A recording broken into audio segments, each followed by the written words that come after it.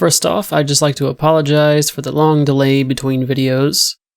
But as you can see, we are now in version 1.10.2.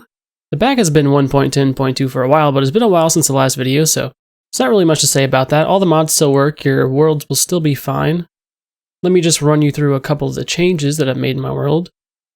We've got the Ender Thing mod replacing Ender Storage, well the Ender Chest at least. Basically just works the same, you use the Ender Locks, and you can link the chests with each other. We've got Ender Tanks from the Ender Tanks mod replacing the Ender Tanks portion of the Ender Storage mod. And then for chunk loading, I've just got FTB utilities replacing chicken chunks. Pretty simple way to chunk load your base. Requires no resources though, it's just map-based chunk loading, I guess. I don't know how to describe it really. There is a bug with it though, it's not working quite properly for me.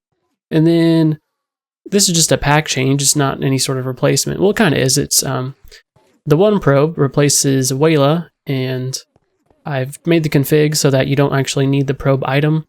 It's just there on your screen always. So yeah, that's pretty much all that's changed. Let's get into actually playing.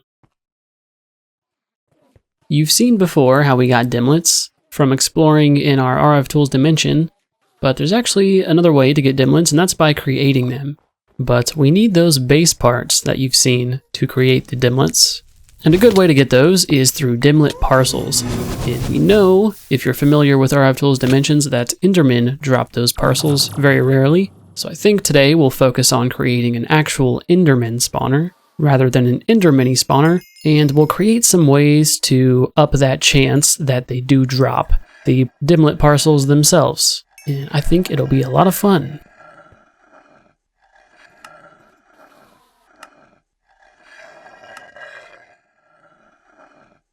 There's that. Alright, that's finished. I've got my powered spawner and 30 levels. It actually took longer than I thought it was going to take to get those 30 levels, but we got it either way. So, powered enderman spawner. So I believe I'm just going to go ahead and replace that spawner with this one, because there's no sense in creating a whole nother room just for this spawner. So I'll need another Z-Logic controller first of all. Also going to capture this zombie real quick. In the Soul Binder, combine that with a Z-Logic controller. I'll need 10 levels as well.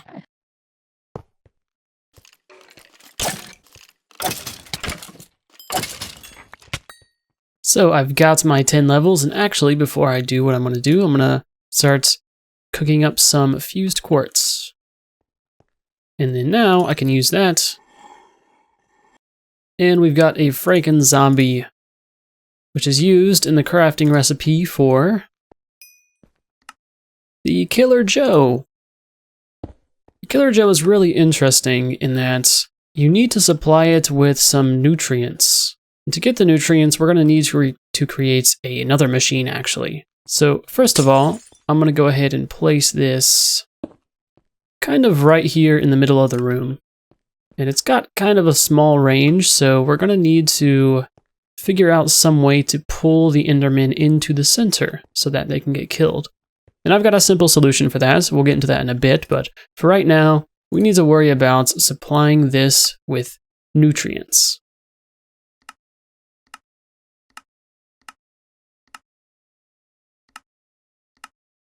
There it is, the vat. This does require power. The Killer Joe, believe it or not, does not require power. I would actually like this to be set right directly underneath the Killer Joe. That would be preferable. So I'll just set that right there. Should be easy enough to run power to it. We just need to go get some conduits. Just run these around like that. So that is now receiving power. But now we need to supply this with a constant source of water, which is one of the first resources you need to create nutrients. There's our fluid collector.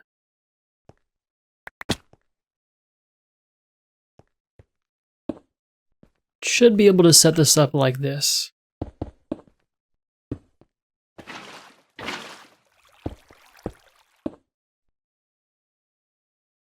Okay, now that's being supplied with water. Now I've got some fluid conduits.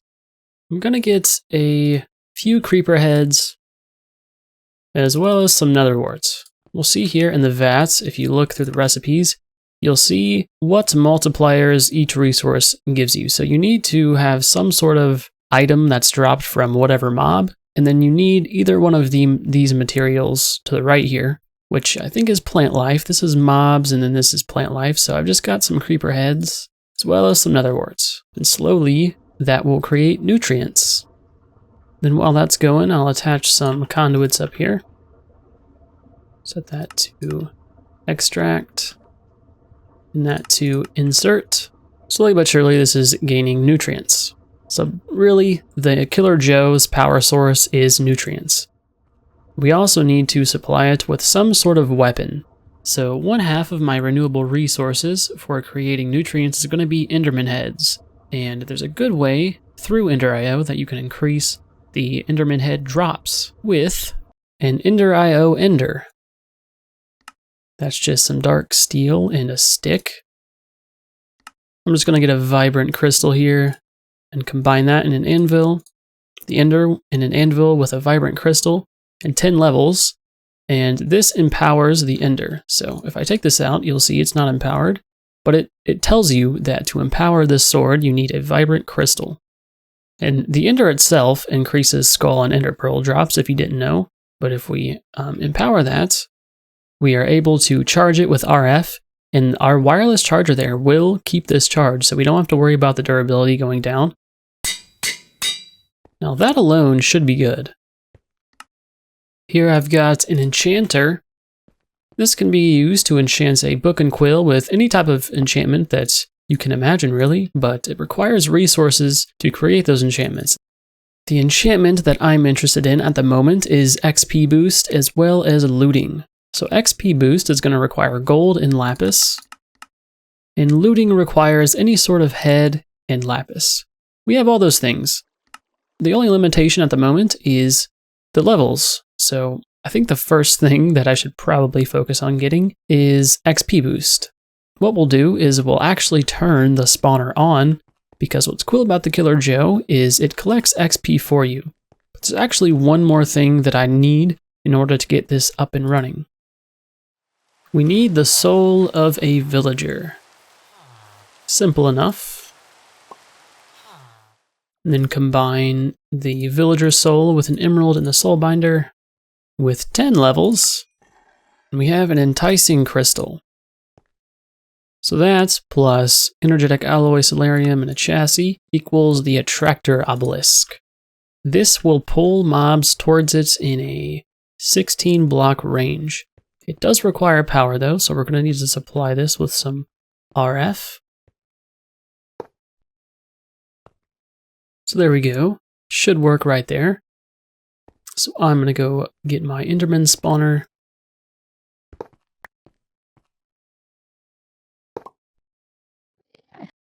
Capture an enderman and put it in the obelisk.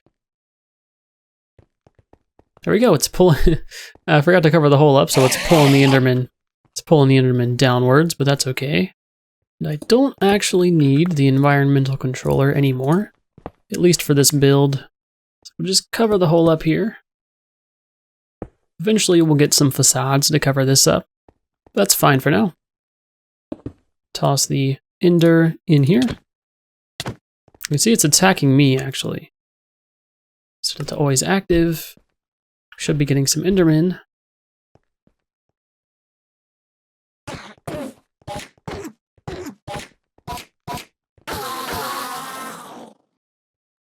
You can see we got our first enderman head drop here, so that's a good sign.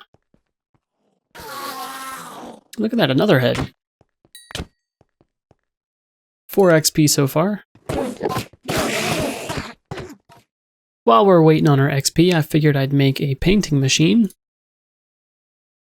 Then I'll make a couple of facades here. I'm actually going to move my enchanter. And just hook my painting machine up right back here. There we go. Then we can put our facades there and a block there. now I can go inside here and place my facade right there. Kind of has a blending problem, but that's okay. And as you can see, I got my first dimlet parcel.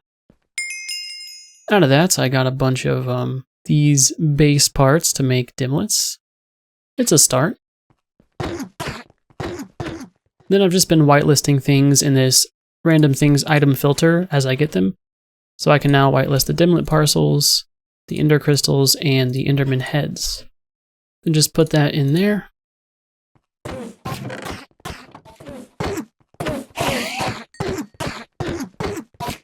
I want to start routing the enderman heads going straight into the vat. Just have a conduit going straight in like that. Set that to inserts, and then whitelist. Set that to the highest priority. Actually, you know what? While I was up there waiting for an enderman head, I noticed that the machine turned on by itself.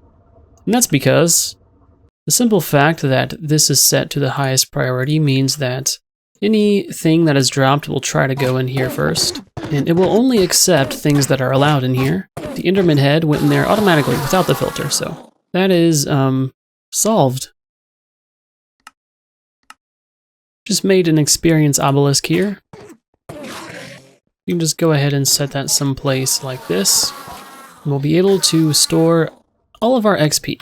What we can actually do is route all the XP coming from the Killer Joe to go into the experience obelisk, but I don't really want to run conduits all the way from there to there, so I'm going to use phantom faces.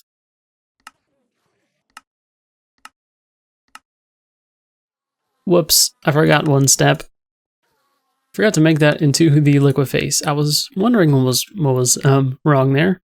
So now what I can do is just set this behind the Killer Joe, set the backside to push, then go over here and shift right click on the experience obelisk, and then shift right click on the liquid face. Now all of our XP should be getting outputs into the obelisk. Look at that. Very handy. So now whenever we need XP, we can just retrieve everything, and we now have it. We do have 27 levels. That is enough to craft the XP boost enchant. We'll need a book and quill. There's that. Let's toss that in there, and 27 levels will get us XP boost 3. And let me just retrieve those 3 levels. Let me go pick up my ender. And an anvil, the ender plus XP boost. And 3 levels. Now I've got XP boost on our sword, and I think this actually works in the ender. Now the thing here is the ender does use RF, but it's still taking a little bit of damage. We need to empower that even more to stop it from taking damage, as you can see on the toolbar there. Oh wow, it looks like we are getting quite a bit more XP than we were, so that is awesome. Need to pick up my advanced power cell. This whole thing is a little bit too slow for my taste. And this outputs more RF per tick, so that'll speed it up a bit. Put a double layer in there. Now it's getting sufficient RF. Okay, I'm gonna stop this spawner, and I'm gonna take my sword out. We have enough to upgrade it once again, or empower it at least, so we need a basic capacitor, it says. And then in the anvil, 10 levels plus the basic capacitor gives us empowered 2. So that has now upped to a 60% damage absorbed stat boost. So I'm going to go in here and retrieve all of this. Get ourselves a double layer capacitor. We can empower this once again. Empowered 3, so 75% damage absorbed. It also holds 250,000 RF. If we empower it once more, we'll need an octatic capacitor. You know what? I actually have one of those, and I'm just going to go ahead and waste that. Well, I wouldn't really consider that a waste, actually. So it's now boosted to a 95% damage absorbed stat. So we'll rarely ever need to repair this at all. Fully repaired, 95% damage absorbed.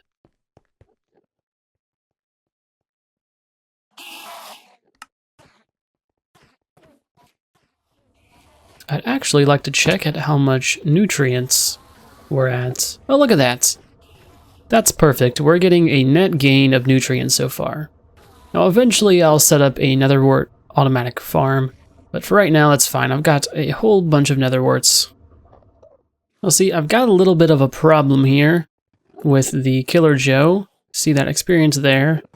It didn't pick it up. Sometimes the experience gets kind of stuck behind here, so I'm gonna have to move the Killer Joe into the wall here. I should have done that in the first place, but you live and you learn, so I'm gonna turn this off and I'm gonna move everything and I'll be right back when I've done that.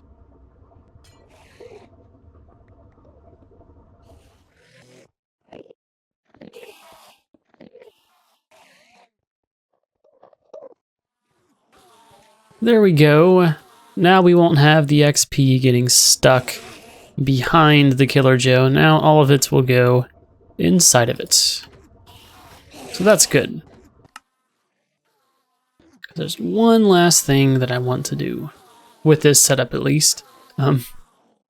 Got my basic item filter that I made earlier, and I'm gonna set, or first, I'm gonna run a conduit line going up here. This is kind of messy right now, but I mean, no one's ever gonna see this, so whatever.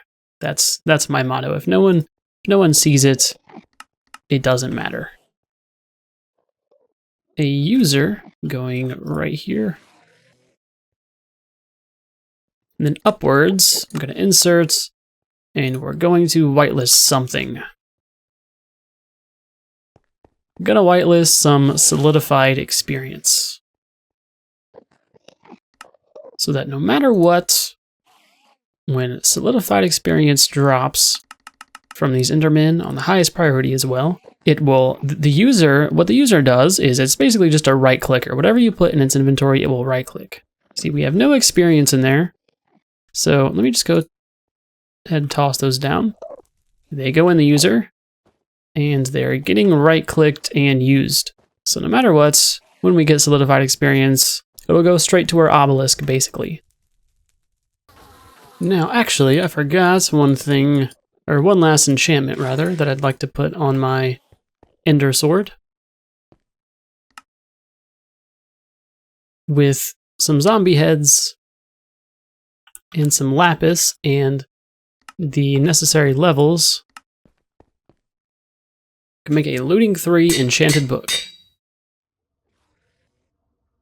Now the sword has looting 3 on it, so we'll get some more parcels and pearls and heads and all that.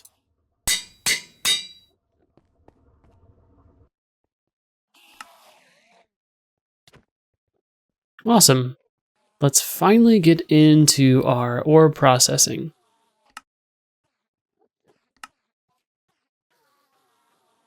So a while back, I know I didn't show this because I was just testing some things, but a while back I made an exporter. And this is going to come very handy with this build.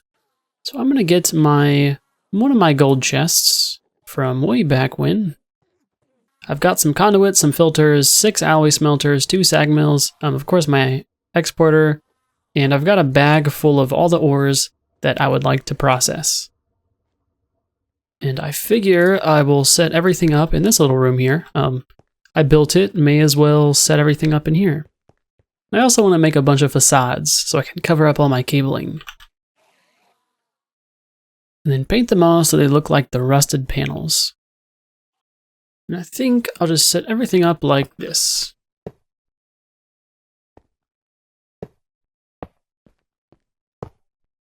I think that looks pretty neat. And then we'll have conduits going into all of them from the bottom here.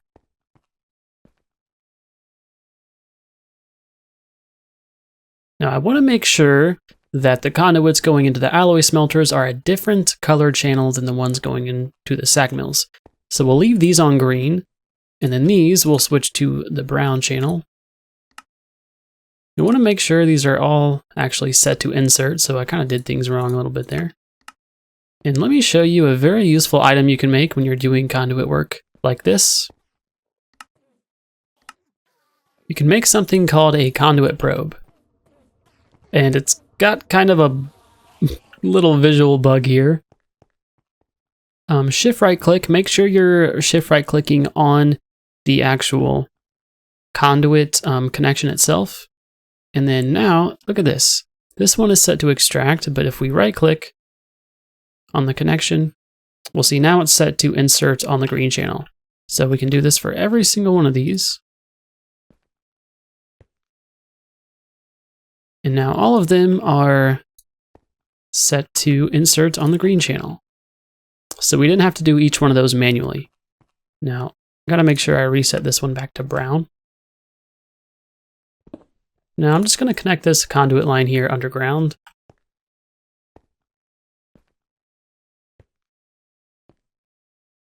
That should work fine. This is gonna get covered anyways.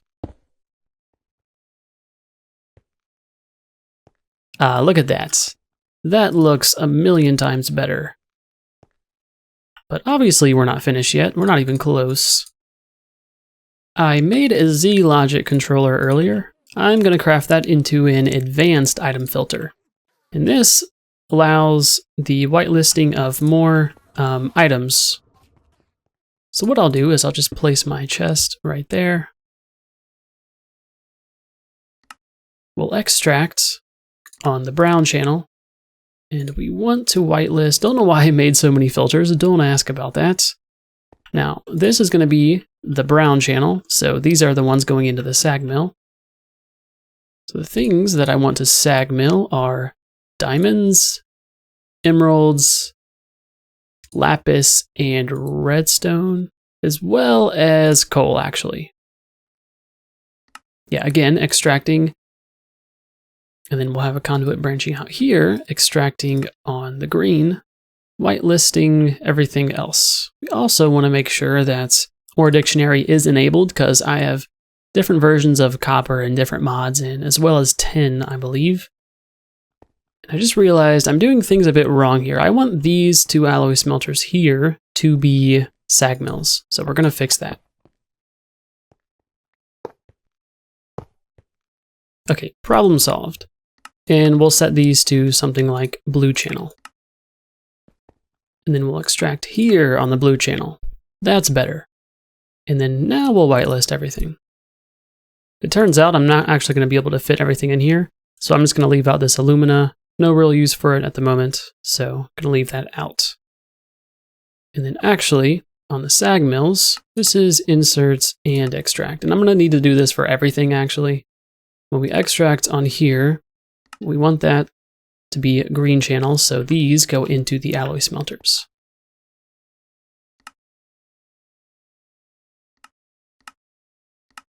We'll have these sag mills extracting on the purple channel. I know it's getting kind of confusing, but it's going to work fine, trust me. So the purple channel is going to be where everything goes back into my refined storage network. So for the rest of these, I'm actually going to use my conduit probe. Because why not?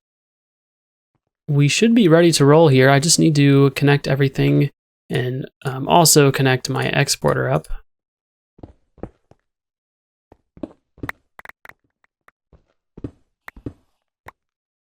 I've just got this stuff sitting up here, but I'm actually going to move this. And we'll just run conduits all the way down here. Keep in mind, we need 2 exporters. So we'll have 1 exporter like that. Make sure you rotate it so it's facing the correct direction.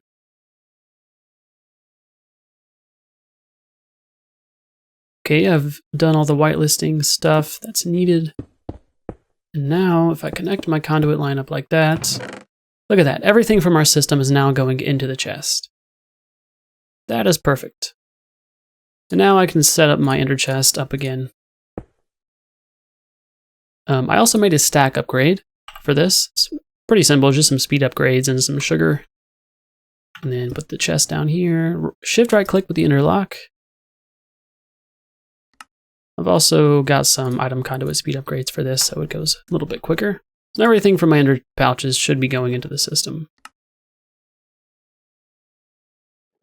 Remember how our main output channel is purple. This is very simple. All we gotta do is connect the conduit up to this interface, set that to insert, and set the channel to purple. Very simple. Now right now, I'm just gonna focus on getting RF to these machines, and then we'll focus on getting that final exporter going into the chest. So that's no problem. I've just got this power cell here. Go down here and connect conduits to all these machines.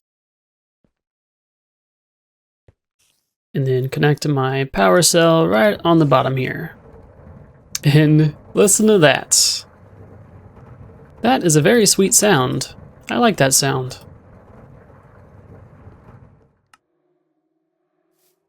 All we should have to do is just connect this straight like that. And that should be everything. So there we go. We've got ore processing going at last.